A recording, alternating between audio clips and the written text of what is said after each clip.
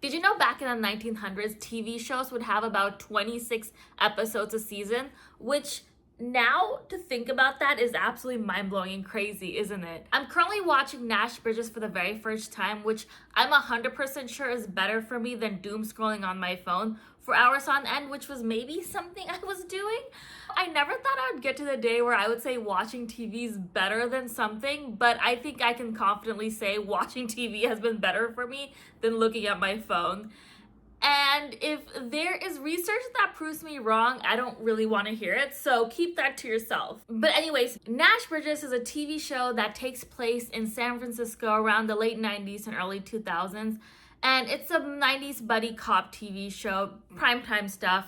And the thing I think is the best thing about this show is basically the fact that it takes place in 90s San Francisco, and each episode they film in so many locations, it's like taking a day trip into the city. And the fact that this show has 26 episodes a season really allows you to explore San Francisco in ways that I don't think I've ever seen in other TV shows. Not that I can think of another TV show that was filmed in San Francisco. Let me know in the comments if you do, but I certainly don't. Oh wait, Mythbusters. But Mythbusters doesn't really count, but Mythbusters definitely did. No, actually no, never mind. It does count.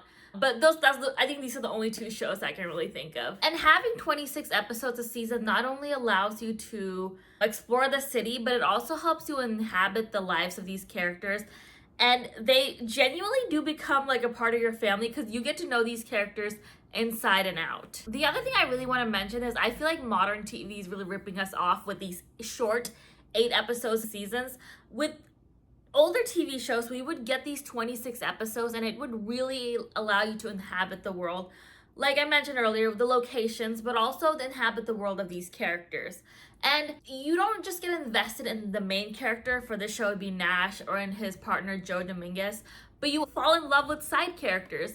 For example, in Nash Bridges, there's a side character named Harvey Leak, who is the techie of the police department, a total San Francisco weirdo, went to UC Berkeley, but we get to learn so much about this character. So much so that you're just like, Harvey, do I need to know about your marriage troubles? But I'm nosy, so yes, 100%.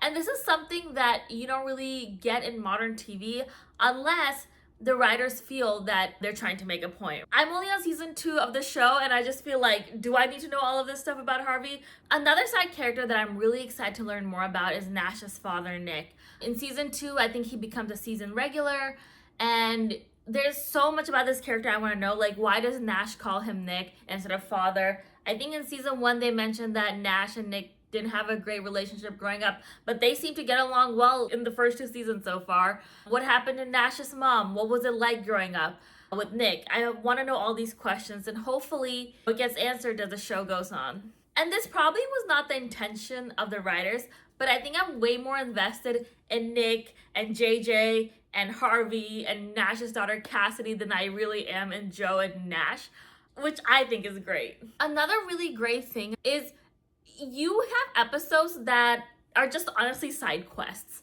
Because you have so many episodes, each episode does not have to be meaningful and impactful. You can have an episode where Joe Dominguez accidentally messes up Nash's car and he has to get that fixed, right? It's stuff like that's really fun to watch.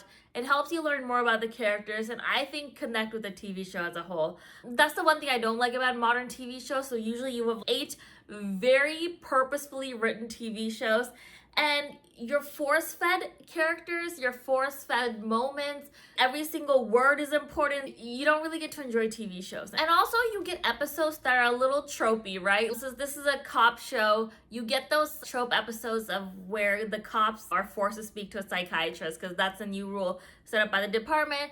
And each of them are like, no, this is so boring. Why do I have to talk to a psychologist? But then by the end of the episode, they've all learned something else about themselves. It also gives you episodes like that, and those are episodes that I also really enjoy. So what's really funny is I wanted to watch a TV show, any TV show, because I wanted to practice actively consuming something, right? Because a lot of times I found myself, even when I'm watching a TV show, being distracted and looking on my phone and all that stuff.